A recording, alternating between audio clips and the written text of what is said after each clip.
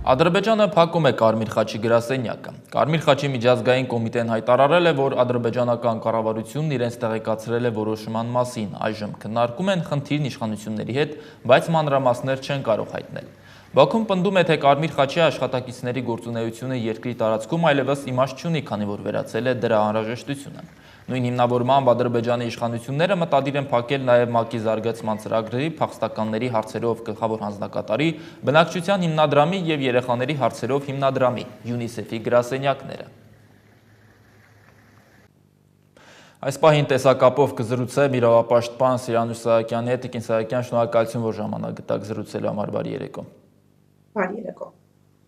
Կարմիր խաչի գրասենյակի գործունեությունը Ադրբեջանում դադարեցնելով ձեր գնահատմամբ Ադրբեջանի կառավարությունը ինչի է ուզում հասնել, որովհետև այս պահի դրությամբ այս կազմակերպությունը թերևս միակ խողովակն էր, որի միջոցով հնարավոր էր լինում որոշակի տեղեկատվություն ստանալ, նրանց կողմից որոշակի այցեր էին լինում Բաքվում ապօրինի պահվող հայ գերիներին։ Ինչ խնդիր է սրանով փորձել լուծել Ադրբեջանը։ Նախ նշեմ, որ այս միջոցառումը ըստ էության թիրախավորում է հենց Բաքվում ապօրինաբար պահվող հայերին,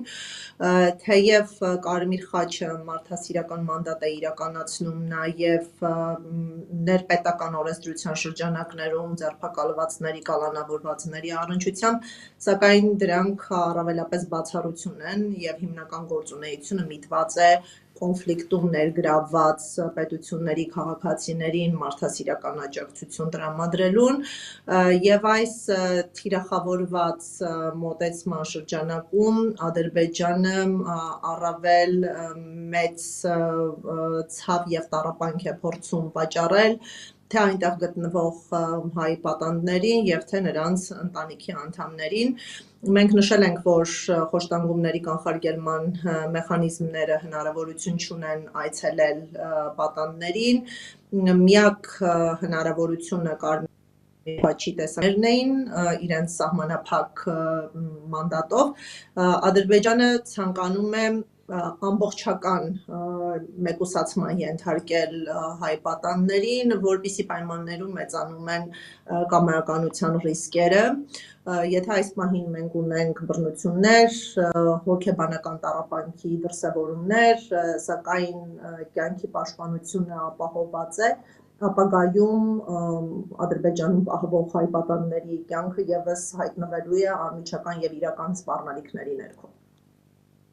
Այդ դեպքում այլևս այսինքն որևէ գործիքակազմ չի լինելու թեկուզ շատ սահմանափակ մասշտաբներով, սակայն ամեն դեպքում սահմանափակել ու զսպել Ադրբեջանի կողմից հնարավոր խախտումներն ու խոշտանգման դեպքերը հայ պատանդների գերիների նկատմամբ, այսինքն ընդհանրապես մեկուսացված են նրանք լինելու։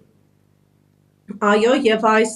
մեկուսացվածության շղթան ճեղքելու նպատակով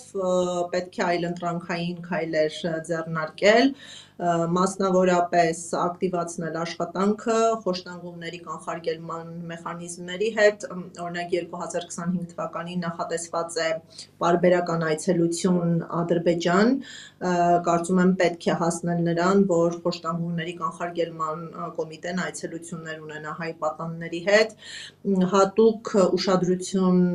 պետք է հրավիրել Միավորված ազգերի կազմակերպության խոշտանգումների հարցերով զեկուցողին եւ կրկին առանձնահատուկ պետք է անդրադարձ կատարեն Ադրբեջանում պահվող հայ պատանդներին, ինչու ոչ նաեւ պահանջեն այցելության կազմակերպում եւ իհարկե փոխարինող միջոց կարող է դառնալ հյուպատոսական այցելությունների իրավունքի իրացումը, ինչպես հայտնի է 4 տասնյակ քաղաքասահմանության կազմակերպություններ համախմբվել են եւ պահանջով դիմել են արտաքին գործերի նախարարությանը, ինչպես նաեւ Շվեյցարիայի կառավարությանը, որպիսի կազմակերպվի հյուպատոսական ներկայացուցիչների կողմից այցելություններ իրականացնելու հնարավորություն, եթե այս հանձնառությունը ստանձնվի որևէ չեզոք երկրի կողմից, տվյալ պարագայում Շվեյցարիայի համադաշնության, ապա հնարավոր է, որ Ադրբեջանում գտնվող ներկայացուցիչները կարողանան այցելություններ ունենալ եւ մարդասիրական ու այլ բնույթի աջակցություն կազմակերպել։ Ինչպես տեսնում ենք, Կարմիր խաչի գործունեության սահմանափակման կամ դադարեցման ուղղված քայլերի պարագայում ավելի է մեծանում հյուպատոսական այցելությունների ապահովման կարևորությունը։ Եվ միաժամանակ Տիկին Սահակյան, որևէ տեղեկատվություն առկա է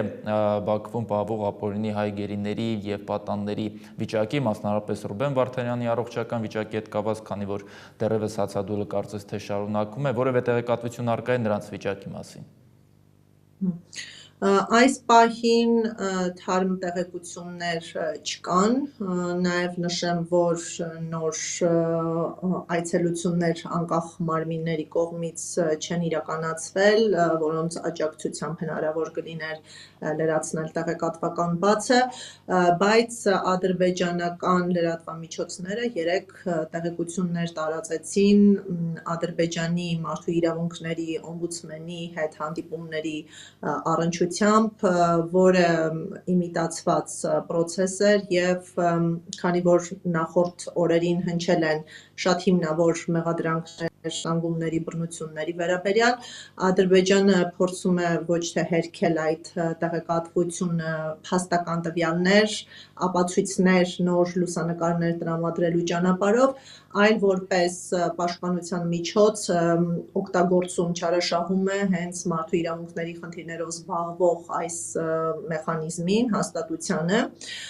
եւ այս հաստատությունը իբր ունեցել է հանդիպումներ հայ պատանների հետ, որոնք համաձայն ադրբեջանական աղբյուրների բողոքներ չեն ներկայացրել պահման պայմանների, նաև առողջական վիճակի վերաբերյալ, այս առնչությամբ ցանկանում եմ, որ վերահաստատենք, որ Ադրբեջանի օմբուդսմենի ինստիտուտը չունի ակարգավիճակ, ինչը նշանակում է, որ այն չի համապատասխանում անկախության չափորոշիչներին եւ այս ինստիտուտի կողմից կատարված հայտարարությունները չեն կարող արժանահավատ լինել, ուստի խոշտանգումների բացակայության հանգամանքը չի կարող ապացուցվել այս հայտարարությունների միջոցով։ Մեզ համար ելակետը այն է, որ պատանների նկատմամբ եղել եւ շարունակաբար լինում են բռնություններ, այս պահին դրական տեղաշարժեր արձանագրված չեն։ Շնորհակալություն շատ Տիկին Սահակյան, որ ժամանակ գտաք զրուցելու համար։ Շնորհակալ եմ ես էլ։